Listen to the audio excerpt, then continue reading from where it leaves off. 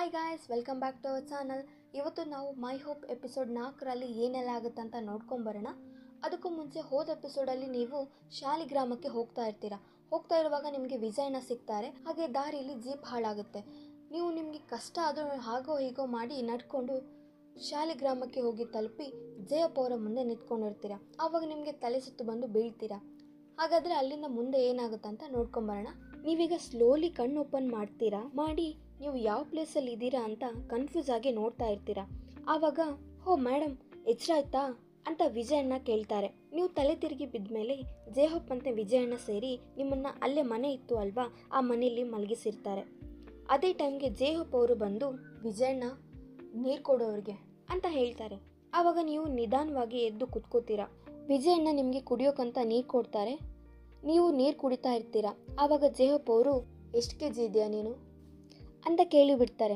ಆವಾಗ ನೀವು ಕುಡಿತಾ ಇರೋ ನೀರು ನೆತ್ತಿಗೆ ಹತ್ತಿ ಬಾಯಲ್ಲಿರೋ ನೀರನ್ನ ಮುಂದೆ ಇರೋ ವಿಜಯಣ್ಣನ ಮುಖಕ್ಕೆ ಉಗುಳಿ ಕೆಮ್ಮೋಕ್ಕೆ ಸ್ಟಾರ್ಟ್ ಮಾಡ್ತೀರಾ. ಆಮೇಲೆ ನೀವು ವಿಜಯಣ್ಣನ ನೋಡಿ ಅಯ್ಯೋ ಅಯ್ಯೋ ಅಣ್ಣ, ಸಾರಿ ಅಣ್ಣ ಅಂತ ಹೇಳಿ ಜಯಹೋಪ್ ಅವರ ಕಡೆಗೆ ತಿರುಗಿ ರೀ ಮಿಸ್ಟರ್, ಏನ್ರಿ ನಿಮ್ಮ ಮಾತಿನ ಅರ್ಥ ಅಂತ ಕೇಳ್ತೀರಾ. ಆದರೆ ಜಯಹೋಪ್ ಅವರು ನಿಮಗೆ ಏನೂ ಆನ್ಸರ್ ಮಾಡದೆ ವಿಜಯಣ್ಣನ ನೋಡಿ, ವಿಜಯಣ್ಣ ಆಗದಿಂದ ಕೇಳ್ತಾ ಇದ್ದೀನಿ ಇವ್ರು ಯಾರು, ಯಾಕೆ ಬಂದಿದ್ದಾರೆ ಅಂತ. ಇವ್ರು ಎದ್ಮೇಲೆ ಹೇಳ್ತೀನಿ ಅಂದ್ರಿ ತಾನೆ, ಎದ್ದಿದ್ದಾರಲ್ವಾ, ಹೇಳೀಗ ಅಂತ ಕೇಳ್ತಾರೆ. ಆದರೆ ವಿಜಯಣ್ಣ ಏನಾದರೂ ಹೇಳೋಕ್ಕೂ ಮುಂಚೆನೇ ನೀವು, ನಾನು ವಯ್ಯನ್ ಅಂತ ಒಂದು ಪ್ರಾಜೆಕ್ಟ್ ಮೇಲೆ ನಿಮ್ಮ ಹಳ್ಳಿಗೆ ಬಂದಿದ್ದೀನಿ. ಸೊ ನನಗೆ ನಿಮ್ಮ ಹಳ್ಳಿನ ಸ್ಟಡಿ ಮಾಡೋಕ್ಕೆ ಅವಕಾಶ ಮಾಡಿಕೊಡಿ. ಹಾಗೆ ಸ್ವಲ್ಪ ದಿನ ನಾನು ಇಲ್ಲೇ ಇರ್ತೀನಿ ಅಂತ ಜಯಹೋಪ್ ಅವರನ್ನೇ ನೋಡ್ತಾ ಹೇಳ್ತೀರಾ. ಆವಾಗ ಜಯಹೋಪ್ ಅವರು ವಿಜಯಣ್ಣ ಬೇಗ ಎದ್ದು ಬರ್ಲಿಕ್ಕೆ ಹೇಳಿ, ನಾನು ಇನ್ನೊಂದು ಜಿಪ್ನ ರೆಡಿ ಮಾಡ್ತೀನಿ, ಯಜಮಾನ್ರ ಹತ್ರ ಕರ್ಕೊಂಡು ಹೋಗೋಣ ಅಂತ ಹೇಳಿ ಜಯಹೋಪ್ ಅವರು ಹೋಗ್ತಾರೆ. ಆವಾಗ ವಿಜಯಣ್ಣ ನಿಮ್ಮನ್ನು ನೋಡಿ, ಅದೇ ಮೇಡಮ್ ನಾನು ಹೇಳ್ದೆ ಅಲ್ವಾ, ನಮ್ಮೂರ ಯಜಮಾನ್ರ ಹತ್ರ ನಿಮ್ಮನ್ನು ಭೇಟಿ ಮಾಡಿಸ್ತೀನಿ ಅಂತ, ಅದನ್ನೇ ಅವನು ಹೇಳ್ತಾ ಇರೋದು. ಆಮೇಲೆ ನೀವೇನು ಭಯ ಪಡಬೇಡಿ, ನಮ್ಮ ಯಜಮಾನ್ರು ತುಂಬಾ ಒಳ್ಳೆಯವರಿದ್ದಾರೆ ಅಂತ ಹೇಳ್ತಾರೆ. ಹೀಗೆ ಟೈಮ್ ಸ್ಕಿಪ್ ಆಗಿ ನೀವು ಹೋಗಿ ಯಜಮಾನ್ರನ್ನ ಭೇಟಿ ಮಾಡಿ ಜಯಹೋಪ್ ಮತ್ತು ವಿಜಯಣ್ಣನಿಗೆ ಹೇಳಿದ ಹಾಗೆ ಅವ್ರಿಗೂ ಹೇಳ್ತೀರಾ. ಆಗ ಅವರು ಸರಿ ಅಮ್ಮ ಅಂತ ಹೇಳಿ ನಿಮಗೆ ಊರಿಂದ ಒಂದು ಅರ್ಧ ಕಿಲೋಮೀಟರ್ ದೂರ ಇರೋ ಮನೆಯಲ್ಲಿ ಇರೋಕ್ಕೆ ಹೇಳ್ತಾರೆ. ಮತ್ತು ನಿಮಗೆ ಏನೇ ಬೇಕಾದರೂ ವಿಜಯಣ್ಣ ಅಥವಾ ಜಯಹೋಪ್ ಅವರನ್ನು ಕೇಳೋಕ್ಕೆ ಹೇಳ್ತಾರೆ. ಆ್ಯಂಡ್ ಜಯಹೋಪ್ ಅವರಿಗೆ ನಿಮ್ಮ ಇನ್ಚಾರ್ಜ್ ವಹಿಸಿರ್ತಾರೆ. ಇಷ್ಟೆಲ್ಲ ಆಗೋ ಅಷ್ಟರಲ್ಲಿ ರಾತ್ರಿ ಆಗೋಕ್ಕೆ ಬಂದಿರುತ್ತೆ. ವಿಜಯಣ್ಣ ಬಂದು ನೀವಿರೋ ಮನೇನ ತೋರಿಸಿ ನಿಮ್ಮ ಬ್ಯಾಗ್ನ ಒಳಗಡೆ ತಂದಿಟ್ಟು ಹೋಗ್ತಾರೆ. ನಂತರ ನೀವು ನಿಮ್ಮ ಬ್ಯಾಗಲ್ಲಿರೋ ಬಟ್ಟೆ ಎಲ್ಲ ತೆಗೆದು ಇಡ್ತಾ ಇರ್ತೀರಾ. ಮನೆ ಬಂದು ಬಿದ್ರಿನ ಮನೆ ಆಗಿರುತ್ತೆ. ಮನೇಲಿ ಲೈಟ್ ಇರಲ್ಲ, ಒಂದು 2 ಲಾಟನ್ ಇರುತ್ತೆ ಅಷ್ಟೇ. ಆದರೆ ಮನೆ ಮಾತ್ರ ಬ್ಯೂಟಿಫುಲ್ ಆಗಿ ಇರುತ್ತೆ. ನೀವು ಬಂದು ಆ ಲಾಟನ್ನು ಹಚ್ತೀರಾ. ಆವಾಗ ನೀವು ಸ್ವಲ್ಪ ರಿಲ್ಯಾಕ್ಸ್ ಆಗಿ ಮನೇನ ಸುತ್ತಲೂ ನೋಡ್ತಾ ಇರ್ತೀರಾ. ಆವಾಗ ನಿಮ್ಮ ಕಣ್ಣು ನೀವು ಮಲ್ಕೊಳ್ಳೋ ಜಾಗದ ಪಕ್ಕದಲ್ಲಿ ಒಂದು ಸಣ್ಣ ಡಬ್ಬಿ ಥರ ಡ್ರಾವರ್ ಇರುತ್ತೆ, ಅದರ ಮೇಲೆ ಬೀಳುತ್ತೆ. ಆ ಡ್ರಾವರ್ ಮೇಲೂ ಒಂದು ಸಣ್ಣ ದೀಪ ಥರ ಇರುತ್ತೆ. ನೀವು ಅದನ್ನ ಹಚ್ಚಿ ಆ ಡ್ರಾವರ್ನ ಓಪನ್ ಮಾಡ್ತೀರಾ. ಅಲ್ಲಿ ಯಾರ್ದೋ ಒಂದು ಫೋಟೋ ಉಲ್ಟಾ ಆಗಿ ಇದ್ದಿರುತ್ತೆ. ನೀವು ಆ ಫೋಟೋ ತೆಗೆದು ನೋಡ್ತೀರಾ. ನಿಮಗೆ 1 ಸೆಕೆಂಡ್ ಶಾಕ್ ಆಗುತ್ತೆ. ಯಾಕಂದರೆ ಅದು ವಾಣಿಯವರ ಫೋಟೋ ಆಗಿರುತ್ತೆ. ಅದು ಅಲ್ಲದೆ ಜಯಹೋಪ್ ಅವರ ಒಟ್ಟಿಗೆ ತೆಗೆಸಿರೋ ಫೋಟೋ ಆಗಿರುತ್ತೆ. ನೀವು ಆ ಫೋಟೋನೇ ನೋಡ್ತಾ ಇರುವಾಗ ಡೋರ್ ಸೈಡಿಂದ ಅಂತ ಸೌಂಡ್ ಆಗುತ್ತೆ. ಆವಾಗ ನೀವು ಕೂಡಲೇ ಆ ಫೋಟೋನ ಡ್ರಾವರಲ್ಲಿಟ್ಟು ಟರ್ನ್ ಮಾಡಿ ನೋಡ್ತೀರಾ. ಜಯಹೋಪ್ ಅವರು ಬಂದು ಕೈಯಲ್ಲಿ ಸ್ವಲ್ಪ ಬ್ಯಾಗ್ ಹಿಡ್ಕೊಂಡು ನಿಂತ್ಕೊಂಡಿರ್ತಾರೆ. ನೀವು ಅವರನ್ನು ನೋಡಿ ಏನು ಹೇಳಲ್ಲ, ಸುಮ್ಮನೆ ನೋಡ್ತಾನೆ ಇರ್ತೀರಾ.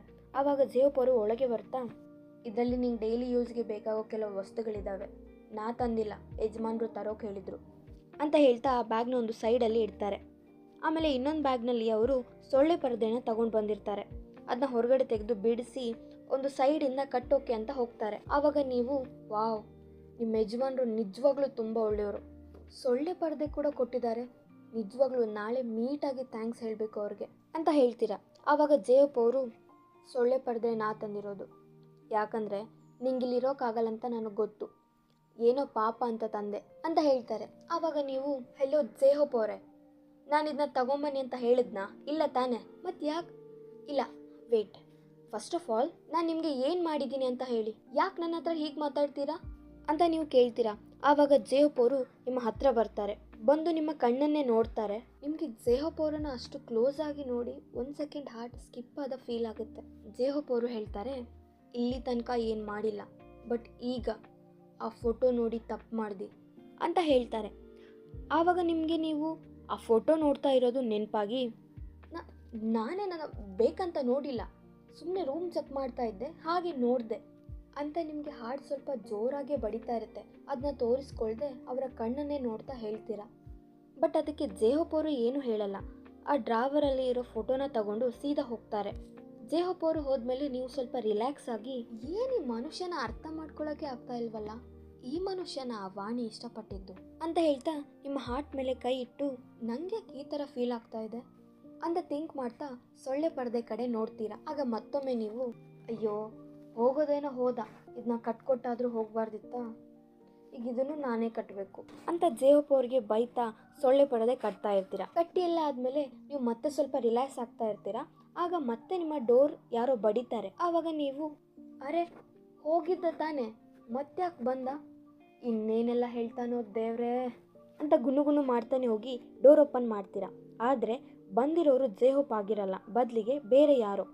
ನಿಮಗೆ ಅವರನ್ನು ನೋಡಿ ಕನ್ಫ್ಯೂಸ್ ಮತ್ತು ಒಂದು ಕ್ಷಣಕ್ಕೆ ಭಯನೂ ಆಗುತ್ತೆ. ಯಾರು ನೀವು ಅಂತ ಕೇಳ್ತೀರಾ. ಆವಾಗ ಅವರು ಸ್ಮೈಲ್ ಮಾಡ್ತಾ, ಹೋ ನೀವು ನನ್ನ ನೋಡಿಲ್ಲ ಅಲ್ವಾ, ನಾನು ರಘು ಅಂತ, ಈ ಊರ ಯಜಮಾನ್ರ ಮಗ ನಾನು ಅಂತ ಅವರನ್ನು ಇಂಟ್ರಡ್ಯೂಸ್ ಮಾಡ್ತಾ, ಅದು ನಿಮಗೆ ರಾತ್ರಿ ಊಟ ಅಮ್ಮ ಕೊಟ್ಟು ಬಾ ಅಂತ ಹೇಳಿದರು, ಅದಕ್ಕೆ ಬಂದೆ ಅಂತ ಹೇಳ್ತಾರೆ.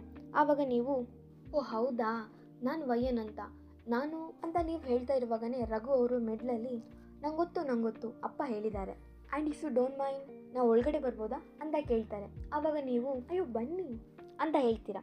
ಆವಾಗ ರಘು ಅವರು ಒಳಗಡೆ ಬಂದು ಊಟ ತಂದಿರೋ ಬಾಕ್ಸ್ನ ನಿಮ್ಮ ಕೈಯಲ್ಲಿ ಕೊಡ್ತಾರೆ.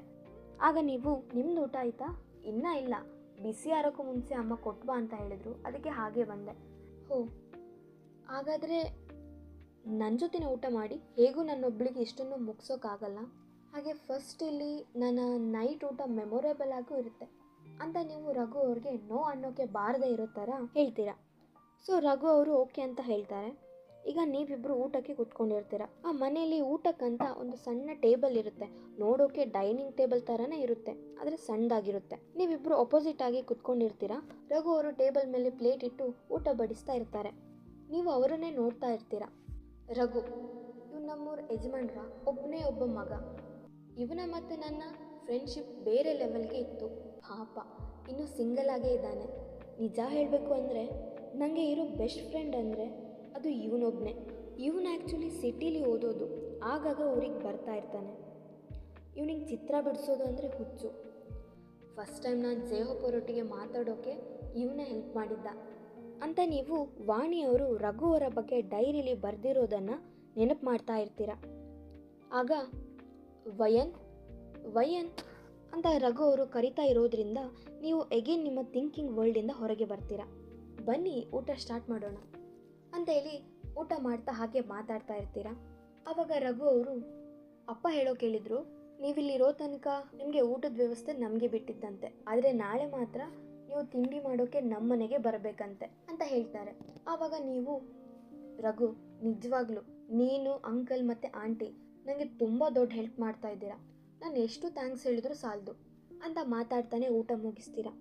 ರಘು ಅವರನ್ನು ನೀವು ಡೋರ್ ತನಕ ಬಂದು ಕಳಿಸ್ತೀರಾ. ರಘು ಅವರು ಹೋಗೋಕ್ಕೂ ಮುಂಚೆನೇ ಮರಿಬೇಡಿ ನಾಳೆ ತಿಂಡಿಗೆ ನಮ್ಮನೆಗೆ ಬನ್ನಿ, ಆಮೇಲೆ ನೀವೇನೋ ಸ್ಟಡಿ ಅಂದ್ರಿ ಅಲ್ವಾ, ಅದನ್ನ ನಾಳೆಯಿಂದನೇ ಸ್ಟಾರ್ಟ್ ಮಾಡಿ, ನಾನು ಹೆಲ್ಪ್ ಮಾಡ್ತೀನಿ ಅಂತ ಹೇಳ್ತಾರೆ. ನೀವು ಅದಕ್ಕೆ ಸರಿ ಅಂತ ಹೇಳಿ ಅವರನ್ನು ಕಳಿಸ್ತೀರಾ. ಇಲ್ಲಿಗೆ ಈ ಎಪಿಸೋಡ್ ಎಂಡ್ ಆಗುತ್ತೆ.